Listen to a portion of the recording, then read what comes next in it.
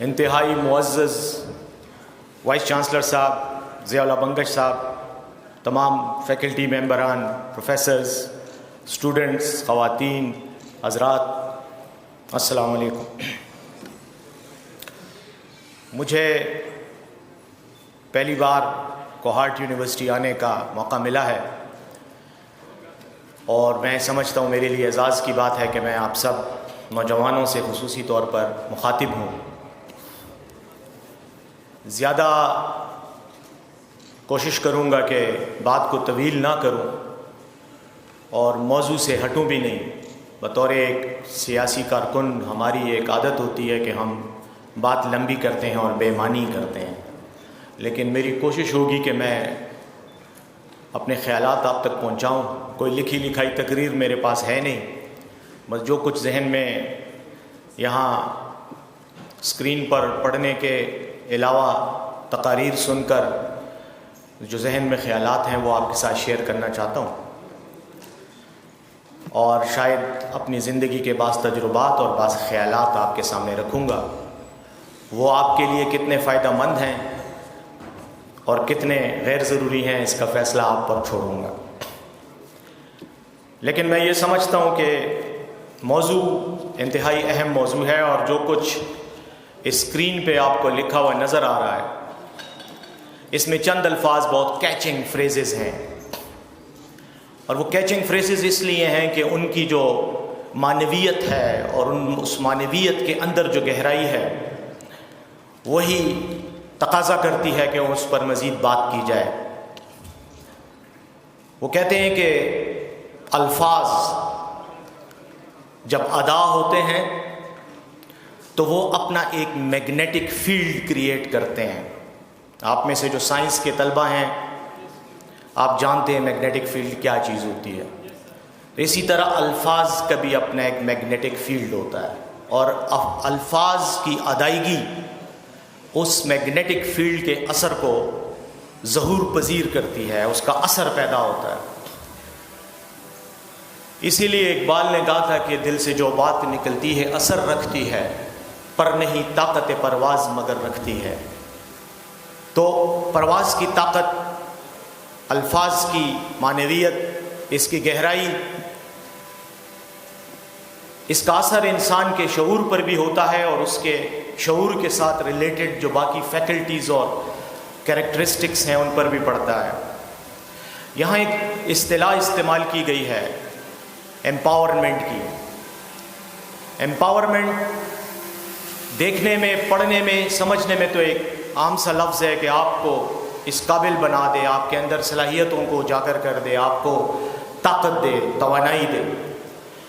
لیکن میں یہ سمجھتا ہوں اور میرا ذاتی خیال یہ ہے کہ ایمپاورمنٹ بذات خود ایک بہت گہری اور ایک ایسا مفہوم ہے اس کا جس میں کئی چیزیں ریلیٹ کرتی ہیں جس کے ساتھ، اور ایمپاورمنٹ کے لیے، ایمپاور ہونے کے لیے، جن کے لیے جس سفر سے اور جس دور سے اور جس پروسیس سے اور جس ارتقائی منازل طے کر کے آپ اس ایمپاورمنٹ کی منزل تک پہنچتے ہیں، میں سمجھتا ہوں کہ اس پر غور کرنا بہت ضروری ہے۔ اور آپ سب ایجوکیٹڈ لوگ ہیں، تعلیم یافتہ ہیں، تعلیم اور علم کے پروسیس سے گزر رہے ہیں، ایکسپلوریشن کی نئی نئی جہتیں آپ کے سامنے کھل رہی ہیں، اور یہ جو آپ کی عمر ہے، میں خاص طور پر یوتھ کی بات کر رہا ہوں، یہ آپ کی زندگی کا فارمیٹیو فیز ہے۔ یہ وہ فیز ہے جس میں آپ کی شخصیت پروان چڑھتی ہے، آپ اس عمل سے گزر رہے ہیں۔ ویسے تو انسان پیدائش سے لے کر موت تک ڈیولپ ہی ہوتا رہتا ہے اور ترقی ہی کرتا رہتا ہے، ارتقائی سفر سے گزر رہا ہوتا ہے، لیکن یہ جو آپ کی عمر کا حصہ ہے یہ انتہائی اہم اس لیے ہے کہ اسی میں ہی آپ کی سوچ کی، فکر کی، شعور کی، ادراک کی گہرائی، اس کا تعین ہوتا ہے، اور جس ڈیپتھ پر آپ زندگی کو اور زندگی میں اپنے کردار کو سمجھنے کی صلاحیت زیادہ رکھتے ہیں وہ یہی عمر ہے۔ اور اسی وقت جب آپ اپنی ڈائریکشن سیٹ کرتے ہیں تو تمام عمر، باقی جتنی بھی آپ کی طبعی عمر زندگی دنیا میں ہے، اس پر آپ کے آج کے فیصلے اثر انداز ہوتے ہیں۔ اس امپاورمنٹ کا تعلق آپ کے ماضی سے بھی ہے، آپ کے حال سے بھی ہے اور آپ کے مستقبل سے بھی ہے، کیونکہ آج جب آپ امپاورمنٹ کی طرف سفر شروع کرتے ہیں تو آپ اپنے ماضی کو اپنے آپ سے ڈیٹیچ نہیں کر سکتے، اس کو الگ نہیں کر سکتے۔ آپ کے ماضی کے تجربات، آپ کے ماضی کا جو بھی شعور اور ادراک آپ کو حاصل ہوا ہے وہ اس میں ایک امپورٹنٹ رول پلے کرتا ہے، اور پھر آپ کا حال، اور اس کے بعد آپ تعین کرتے ہیں اپنے مستقبل کے سفر کا۔ تو یہ ساری چیزیں ایک دوسرے کے ساتھ کنیکٹڈ ہیں۔ اسی لیے جب میں نے یہ ایک اور اصطلاح پڑھی، انٹر جنریشنل سولیڈیرٹی، تو میں نے یہ سوچا کہ میں کچھ چیزیں آپ کے سامنے رکھوں۔ انٹر جنریشنل سولیڈیرٹی میں سمجھتا ہوں کہ انسانی معاشرے کے ارتقاء کا ایک بہت اہم حصہ ہے۔ آپ اپنے سے پہلے گزرے ہوئے جو آپ کی جنریشنز ہیں، جو آپ کے آباء و اجداد ہیں، اور جو دنیا آپ سے پہلے گزری ہے، اس کے ساتھ آپ کا ایک بہت ہی نہ ٹوٹنے والا اٹوٹ رشتہ ہوتا ہے، ایک تعلق ہوتا ہے، اور وہ تعلق صرف سنائی باتوں سے، وہ نالج جس کو آپ ایکوائر کرتے ہیں، یہ جو آپ سیکھتے ہیں، پڑھتے ہیں، سنتے ہیں، تجربہ حاصل کرتے ہیں، یہ آپ کا ایکوائرڈ نالج ہوتا ہے۔ لیکن ایک آپ کا جینیٹک ٹرانسفر آف نالج بھی ہوتا ہے، جس کو ہارڈ کوڈنگ کہتے ہیں۔ آپ میں سے جینیٹکس کے جو اگر اسٹوڈنٹ رہے ہیں یا کوئی انٹرسٹ ہے، تو ہارڈ کوڈنگ ایک نیچرل پروسیس ہے جس کے نتیجے اللہ نے، اس دنیا کے خالق نے، آپ کے خالق نے، میرے خالق نے ہمارے سسٹم کے اندر بعض ایسی کوڈنگ کی ہوئی ہے کہ جو نسل در نسل منتقل ہوتی رہتی ہے۔ اس میں آپ کی عادات بھی ہیں، آپ کی خصلتیں بھی ہیں، آپ کے سوچنے کا طریقہ کار بھی ہے، آپ کا کیریکٹر بھی ہے، یہ سب کچھ اس کا ایک بہت امپورٹنٹ حصہ آگے جاتا ہے۔ اسی لیے امام سرخسی کہتے ہیں کہ مقاصد شریعہ میں ایک بہت ہی اہم جزء حفظ النسل ہے۔ نسل انسانی ارتقاء کے لیے ضروری ہے، اور جو نسل کی حفاظت کرتا ہے اس کی آئندہ نسلیں اس محفوظ طریقے سے ڈیولپ ہوتی ہیں اور پروان چڑھتی ہیں۔ یہ ہماری اسلامی شریعہ فقہ کا ایک جنرل اصول ہے جو میں نے آپ کے سامنے رکھا، لیکن میں اس سے آگے بڑھ کر آپ کے ساتھ یہ شیئر کرنا چاہتا ہوں، یہ بات کہ آپ اپنے ماضی سے ڈسکنیکٹ نہیں ہو سکتے، لیکن آپ اپنے حال کو مستقبل سے بھی ڈسکنیکٹ نہیں کر سکتے۔ اب جب آپ امپاورمنٹ کی بات کرتے ہیں تو سب سے اہم چیز اور بنیادی چیز جو ہمارے لیے بہت ضروری ہے، اور خاص طور پہ آپ نوجوانوں کے لیے، وہ آپ کا ایشو آف آئیڈینٹی ہے، شناخت کا ایشو۔ شناخت کیا ہے؟ میں سمجھتا ہوں کہ انسان کی ارتقاء کی تمام فلسفیانہ developments, philosophical evolution of humankind, اس میں ایک ہی میجر عنصر رہا ہے، اور وہ آپ کی آئیڈینٹی کا عنصر ہوتا ہے۔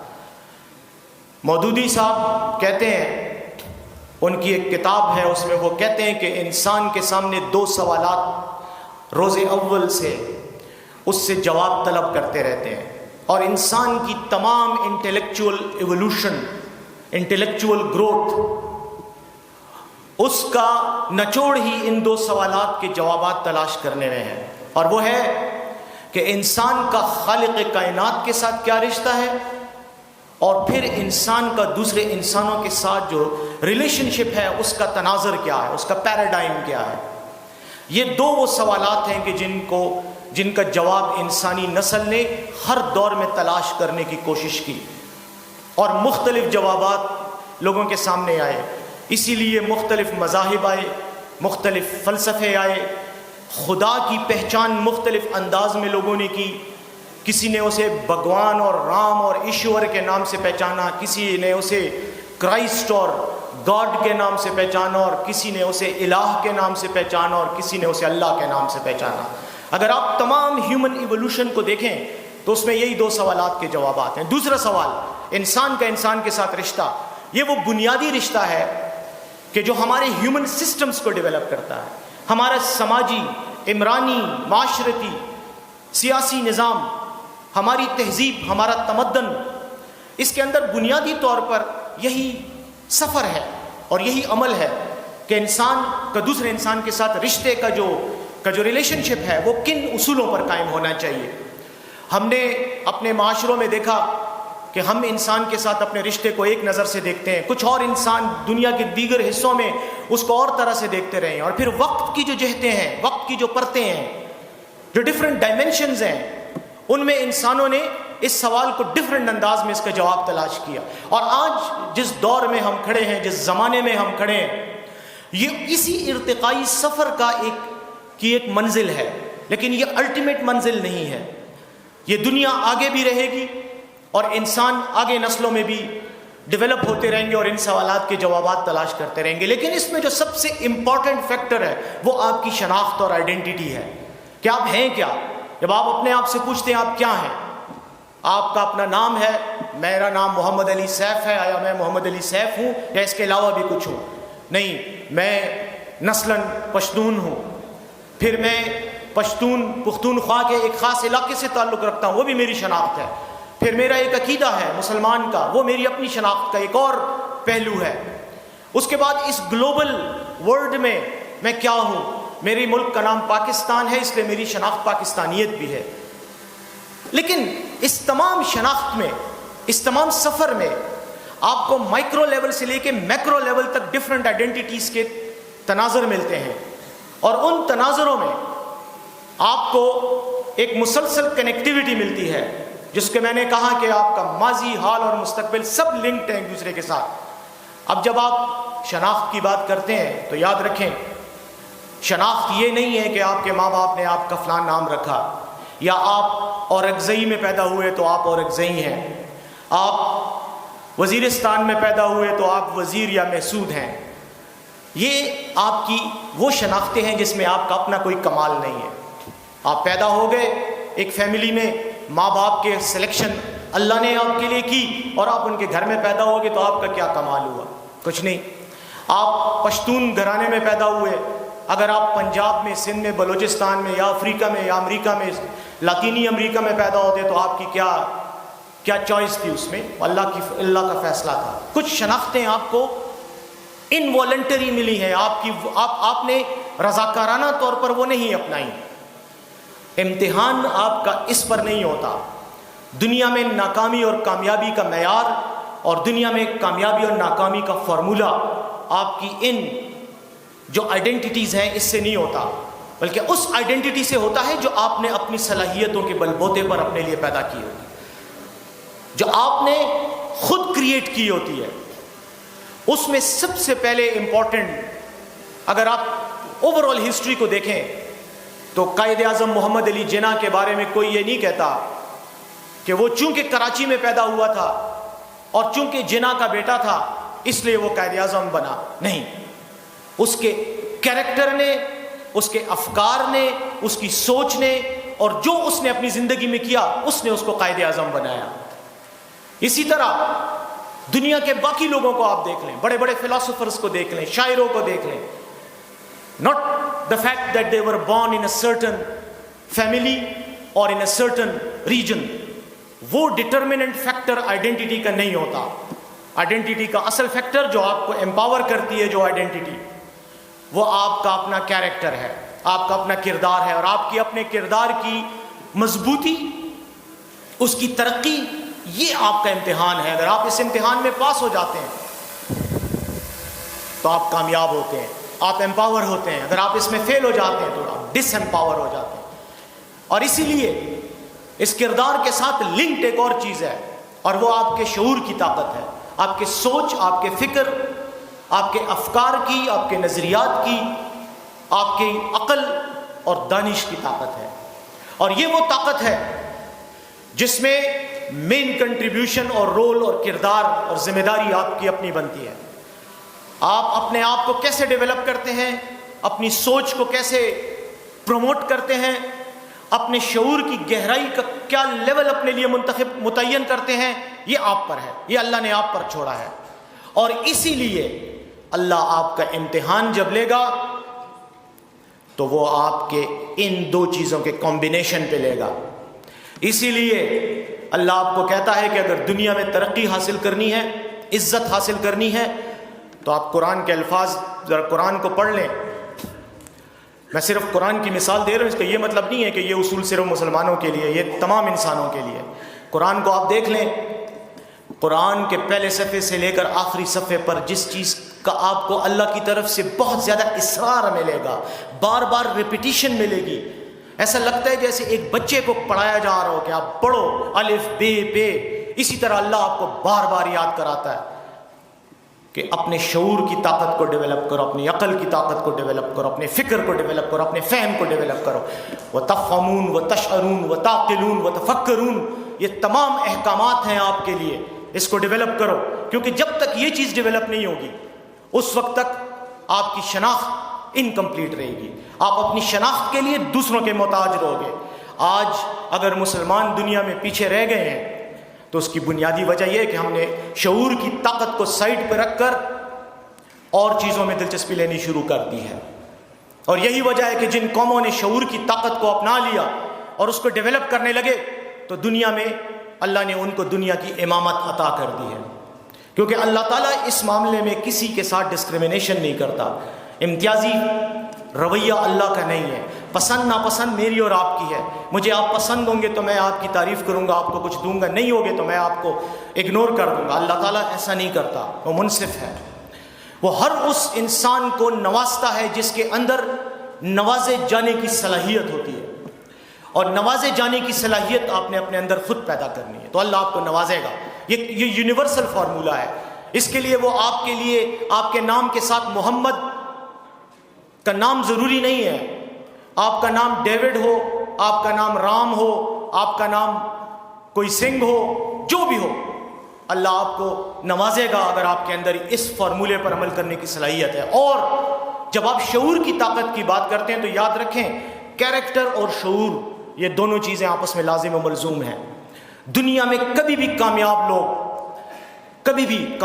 لوگ جو واقعی صحیح معنوں میں کامیاب ہوتے ہیں ان کو بغیر کردار کے شعور حاصل ہی نہیں ہوتا.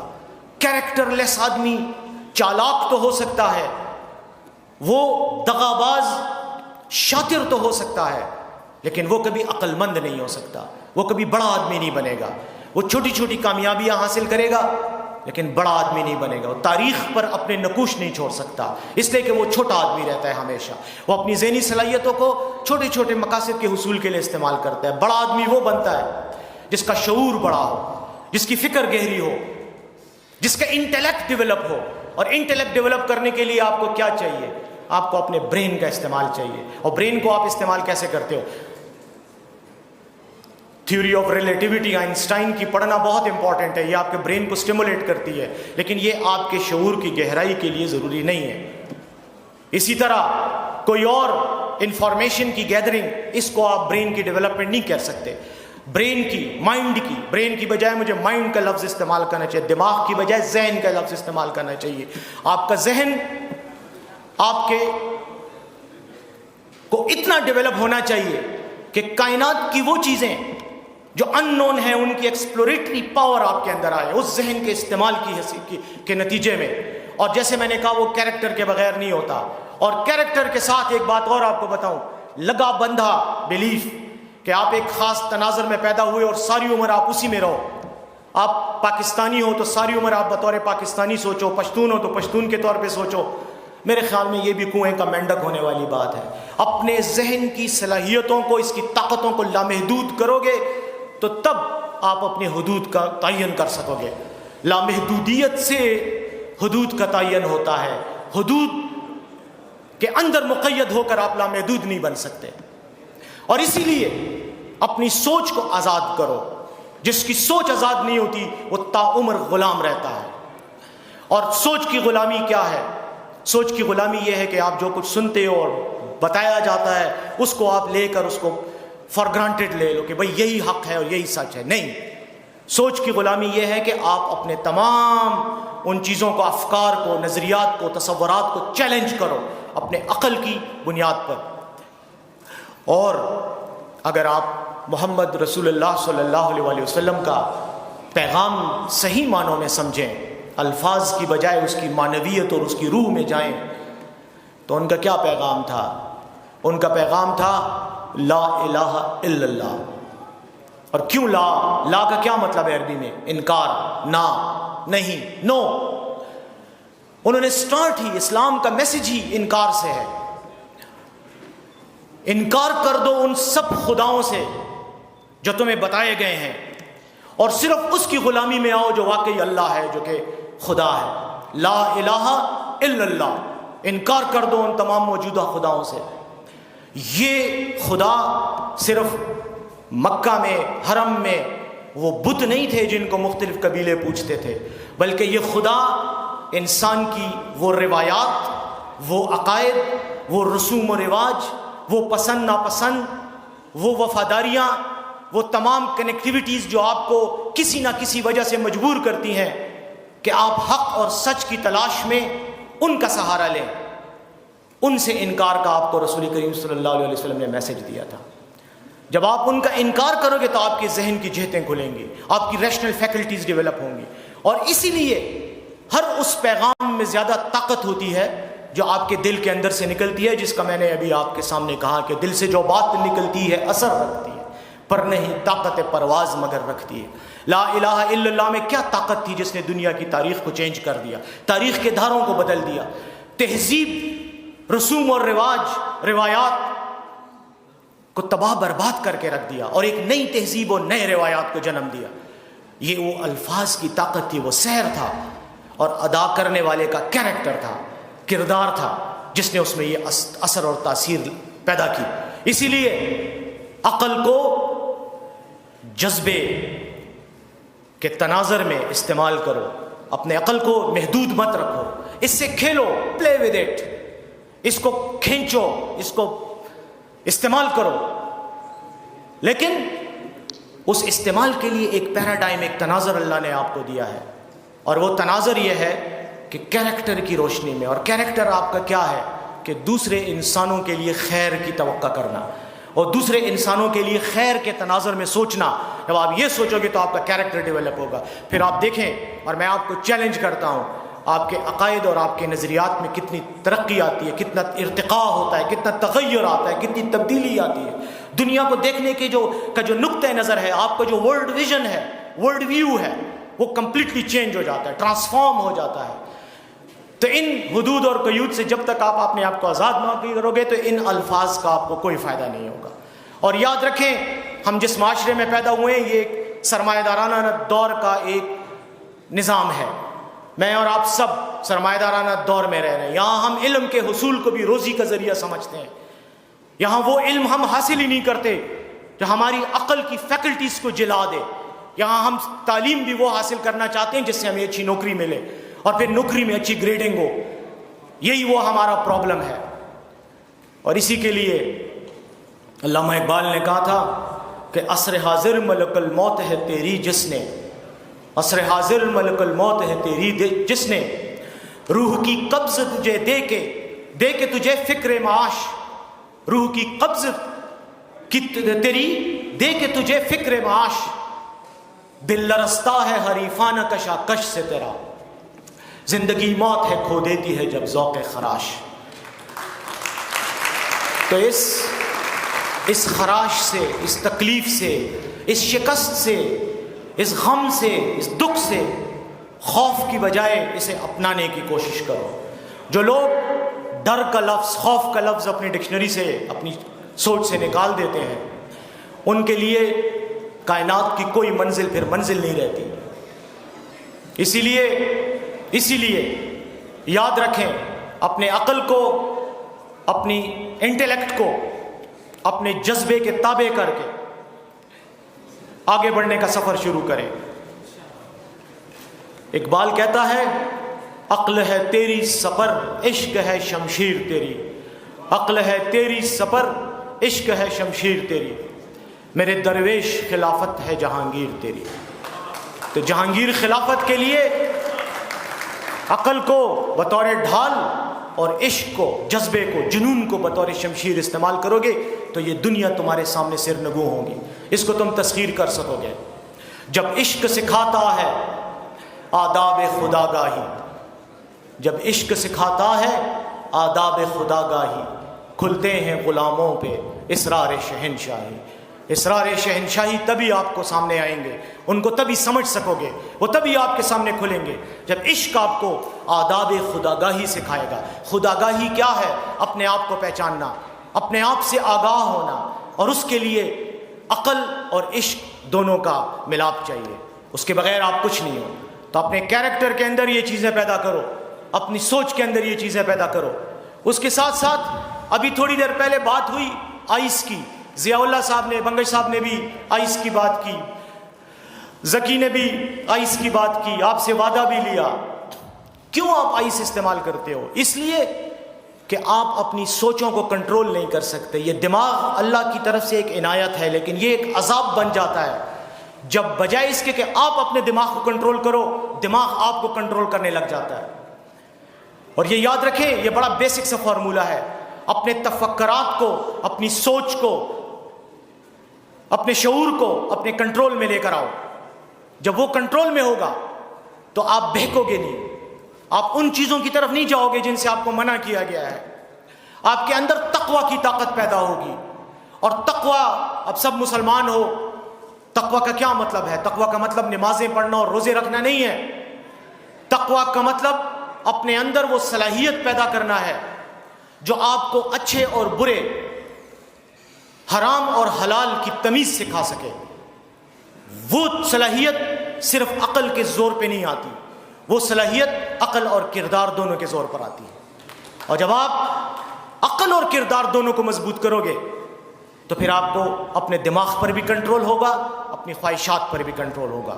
اور اسی لیے پھر میں یہ کہتا ہوں کہ عقل کو اٹھا کے اپنے دل کے اندر ڈالو اور دل کی طاقت سے عقل کو استعمال کرو, تو کامیابی کی وہ منزلیں آپ کے سامنے کھلیں گی کہ جن کا آج آپ کتابوں میں پڑھنے سے تصور بھی آپ نہیں کر سکو گے.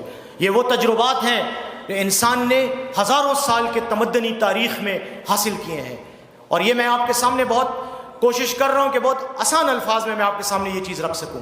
ان چیزوں پہ غور کرو, تفکر کی طاقت پیدا کرو, اور جب تفکر کی طاقت پیدا کرو گے تو وہ تمام طاقتوں کے دروازے آپ کے سامنے کھل جائیں گے. لیکن تفکر وتھ کیریکٹر, کیریکٹر کے بغیر انسان کچھ نہیں ہوتا. کیریکٹر یہ ہے جو ہمیں جانور سے اور انسان میں تمیز سکھاتا ہے. جانور کا کیریکٹر نہیں ہوتا, اس کی جبلت ہوتی ہے, اس کی انسٹنکٹ ہوتی ہے, اس کی ایک ہارڈ کوڈنگ ہوئی ہے. شیر نے گوشت کو دیکھ کر اس کو کھانا ہے, اس نے ایک زندہ جانور کو دیکھ کر اس پہ جھپٹا مارنا ہے, کیونکہ اس کی ہارڈ کوڈنگ یہ ہے, جینیٹک کوڈنگ اس طرح کی ہوئی ہے. آپ کی نہیں ہوئی. آپ کو عقل کا بیریئر دیا گیا ہے, اور پیچھے سے انجن کا جو ٹربو پاور ہے, انرجی ہے, انرجائزر جو ہے, وہ آپ کا کردار ہے, وہ آپ کا دل ہے. اور اسی لیے اسلام میں دل پر جتنا فوکس کرنے کا کہا گیا ہے اتنا اور کسی چیز پر نہیں کہا گیا. اس لیے یاد رکھیں, اپنے دل کو زندہ رکھیں. دل زندہ ہوگا تو اس کی روشنی آپ کے دماغ کو منور کرے گی, اور جب دماغ منور ہوگا تو من الظلمات الی النور کا سفر شروع ہوگا. ظلمات سے, اندھیروں سے روشنی کی طرف کا سفر. یہ تبھی ہوگا جب یہ دو چیزیں آپ کی امپاور ہوں گی. تو کسی بھی امپاورمنٹ سے پہلے اس امپاورمنٹ پہ دیکھو, اس امپاورمنٹ کا فارمولہ ہی یہی ہے کہ اپنے کیریکٹر کو ڈیولپ کرو, اور جب وہ ہوگا تو کوئی منزل نہیں ہے جو آپ سے روکی جا سکے. اور یاد رکھیں کہ کیریکٹر انہی کا ہوتا ہے. اور آپ نوجوانوں کے بارے میں یہ کہنا چاہتا ہوں, اپنے کردار کو, اپنی سوچ کو اپنی ذات تک, اپنی فیملی تک اور اپنی آئیڈینٹی تک محدود نہ کرو. جتنی بڑی آپ کی آئیڈینٹی ہوگی اتنی بڑی آپ کی سوچ ہوگی. اگر سوچ چھوٹی ہوگی آئیڈینٹی بھی چھوٹی ہوگی, وہ بھی بہت مختصر سی ہوگی. تو پھر آپ قومیتوں کے مسئلے میں پھنس جاؤ گے. آپ کہو گے پشتون ہوتے ہوئے میں دنیا کی باقی قوموں سے بہتر ہوں, آپ کہو گے مسلمان ہوتے ہوئے میں باقی انسانوں سے بہت آگے ہوں, وہ باقی سارے جہنم میں جائیں گے, میں جنت میں جاؤں گا. یہی وہ سوچ کے قیود ہیں جو آپ کی شخصیت اور تشخص کے ساتھ مل جاتے ہیں, اور یہیں سے خرابی کی یہیں سے فخر اور غرور شروع ہوتا ہے. اور غرور کو اللہ نفرت کی نگاہ سے دیکھتا ہے. اس لیے اپنے کیریکٹر کو ڈیولپ کرو. بار بار میں یہ بات ریپیٹ کر رہا ہوں, کیریکٹر کو ڈیولپ کرو عقل کی روشنی میں, دل کی طاقت کے ساتھ. اور یہی مرد مومن کا, یہی کامیاب لوگوں کا فارمولہ ہے. اس کے علاوہ اور کوئی فارمولہ نہیں. اور ایک بات کہ دوسروں کے لیے خیر کا باعث بنو. جتنا خیر پھیلاؤ گے اتنا خیر سمیٹو گے. جتنے دوسروں کو کے لیے زندگی میں آسانیاں پیدا کرو گے اتنی ہی آسانیاں آپ کو اللہ دے گا، کیونکہ یہ خالق کائنات کا آپ کے ساتھ وعدہ ہے، اور خالق کائنات اللہ کبھی اپنے وعدے سے روگردانی نہیں کرتا۔ اس لیے بی بینیفیشل بنو، وہ بھی رحمان اور رحیم ہے، آپ اس کے فالوورز ہو، آپ اس پر ایمان رکھنے والے ہو، اس رحمان اور رحیم کی صفت کو آگے چلاتے چلے جاؤ، لوگوں کے ساتھ بھی رحم کا برتاؤ کرو، تو آپ کی ترقی بھی ہوگی، آپ امپاور بھی ہوگے، اور آپ کے راستے کوئی نہیں روک سکے گا۔ اور آخر میں صرف اتنا کہوں گا کہ اپنے آپ پر یقین پیدا کرو۔ جب تک اپنے آپ پہ یقین نہیں ہوگا، دنیا کی کوئی طاقت آپ کو بڑا آدمی نہیں بنا سکتی۔ یقین کی طاقت ہی وہ طاقت ہے جو آپ کو وہ اسٹرینتھ دیتی ہے جس کے نتیجے میں آپ اپنے ذہن اور اپنے دل کی دنیاؤں کی ایکسپلوریشن کرتے ہو، ان کی تسخیر کرتے ہو۔ یہ یقین کی طاقت انسانوں کے لیے اللہ کا سب سے بڑا تحفہ ہے۔ وہ یقین کی طاقت تب پیدا ہوگی جب کیریکٹر آپ کا اسٹرانگ ہوگا۔ لوز کیریکٹر، ویک کیریکٹرز دنیا میں تھوڑے وقت کے لیے تو نمایاں ہو سکتے ہیں، لیکن دنیا کی تاریخ پر کوئی اثر نہیں ڈال سکتے۔ آپ نوجوان ہو، آپ کی دنیا آپ کی آگے زندگی ہے، اپنی اس زندگی کے لمحوں کو ضائع نہ ہونے دینا۔ اس لمحے کو زندگی کی متاع سمجھتے ہوئے، اللہ کا تحفہ سمجھتے ہوئے اس کو استعمال کرو، اور کسی چیز کو اپنی منزل مت سمجھو۔ یہ مت سمجھو کہ آپ کو کل نوکری مل جائے گی، ڈگری مل جائے گی، پھر نوکری مل جائے گی، پھر گاڑی مل جائے گی، پھر گھر مل جائے گا تو اس کے بعد بس آپ مکمل ہو گئے۔ نہیں، مسلمان کا یہ عقیدہ ہی نہیں ہے، مسلمان کا یہ شیوا نہیں ہے۔ اس دنیا کے تناظر میں اپنے آپ کو الگ سے ڈیفائن کرو۔